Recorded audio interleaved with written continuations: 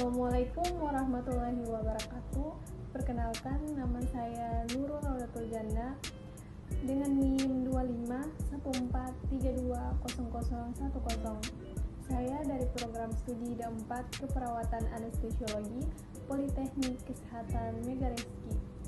Baik, jadi di sini saya akan membuat 2 video dengan mata kuliah agama yang diampuh oleh Bapak Subair Esos MSI. Baik, jadi di sini saya akan membacakan atau mempresentasikan materi yang berjudul kehidupan beragama. Langsung saja masuk ke materi, yaitu pengertian dari kehidupan beragama. Jadi, apa sih yang dimaksud dengan kehidupan beragama? Jadi, kehidupan beragama adalah sikap masing-masing manusia untuk menjalankan kehidupan pribadinya maupun dengan masyarakat. Beragama erat keterkaitannya dengan pengetahuan spiritual, pemahaman atau titik fokus kehidupan sehari-hari. Agama merupakan sebuah ajaran kebaikan yang menuntun manusia kembali kepada hakikat kemanusiaannya.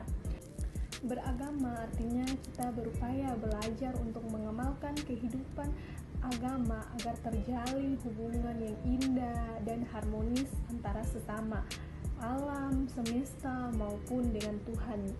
Hubungan antara umat beragama di Indonesia adalah sikap saling menghormati, menghargai, dan bekerja sama yang didasarkan pada toleransi yang menjadi pilar utama dari persatuan bangsa dan diatur oleh nilai-nilai Pancasila dan Undang-Undang Dasar Negara. Jadi di sini ada bentuk-bentuk interaksi. Yang pertama ada bentuk asosiatif, yaitu ciri-ciri dari bentuk asosiatif itu yang pertama ada kerjasama, yaitu individu dan kelompok bekerja sama untuk mencapai tujuan bersama. Terus yang kedua itu adalah komunikasi yang efektif. Adanya komunikasi yang terbuka dan efektif antara individu dan perkelompok. Terus yang ketiga itu ada toleransi, yaitu adanya toleransi dan pengertian terhadap perbedaan pendapat dan kepentingan. Terus yang keempat itu ada saling menguntungkan, yaitu hasil dari interaksi asosiatif dapat saling menguntungkan bagi semua pihak. Terus yang kelima yaitu fokus pada tujuan bersama. Tujuan bersama lebih diutamakan daripada tujuan individu. Terus yang kedua yaitu ada proses disosiatif. Yang pertama ada konflik, yaitu adanya konflik atau pertentangan antara individu atau perkelompok. Terus yang kedua itu kurangnya kerjasama, yaitu individu atau kelompok tidak bekerja sama atau bahkan saling tidak menghormati atau saling menghambat. Terus yang ketiga yaitu komunikasi yang buruk, itu adanya komunikasi yang tidak efektif atau bahkan tidak ada sama sekali komunikasi. Terus yang keempat yaitu saling menghambat, yaitu individu atau kelompok saling menghambat atau menghalangi tujuan masing-masing. Terus yang kelima itu fokus pada kepentingan individu. Kepentingan individu lebih diutamakan daripada tujuan bersama. Ada tantangan kehidupan beragama di tengah perbedaan masyarakat Indonesia. Kehidupan modern membawa berbagai perubahan yang besar dalam cara manusia berinteraksi, bekerja sama, dan menjalankan kehidupan sehari-hari. Agama harus mampu beradaptasi dengan perkembangan teknologi dan juga menjawab tantangan-tantangan baru yang muncul akibat globalisasi.